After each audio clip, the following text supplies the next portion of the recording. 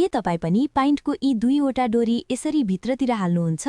कहिलेकाहीँ ती डोरीहरू गल्तीले कम्मरभित्रै छिर्छन्। पहिलो तरिका, छोटो डोरीलाई लामो डोरीमाथि राख्नुहोस्। लामो डोरीलाई पछाडि मोड्नुहोस्। डोरीहरू च्यापेर लामो डोरीलाई छोटो डोरी वरिपरि 8 पटक बेर्नुहोस्। बेरेपछि टुप्पोलाई माथितिर लुपभित्र छिराउनुहोस्। अब मिलाउनुहोस्। कति सुन्दर देखियो, हैन? दोस्रो तरिका, इलास्टिक गाँठो। यो एकदमै सजिलो छ। कुनै निर्देशन बिना पनि सिक्न सक्नुहुन्छ। कमेन्ट मात्र गरिदिनुस्, हामी फलो ब्याक गरिदिन्छौँ है। तेस्रो तरिका, दुवै डोरी समातेर यसरी घुमाउँदै बेर्नुहोस्। उपयुक्त डोरी छोड्नुहोस्, पछि टुप्पोलाई लुपभित्र छिराउनुहोस्। अब स्पिनिङ टप गाँठो तयार भयो। चौथो तरिका, भाग्य गाँठो।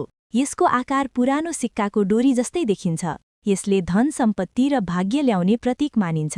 कति सुन्दर छ, हैन? पाँचौं तरिका, एडजस्टेबल गाँठो। यो गाँठो सजिलै तन्किन्छ र कसिन्छ। बाथरुम जान हतार भए पनि खोल्न नसकिएला भन्ने चिन्ता हुँदैन। जसले हाम्रो भिडियोलाई लाइक र फलो गर्छ, हामी पनि उसको आइडीलाई फलो ब्याक गर्छौं। छैठौं तरिका, 4 पातको क्लोभर गाँठो।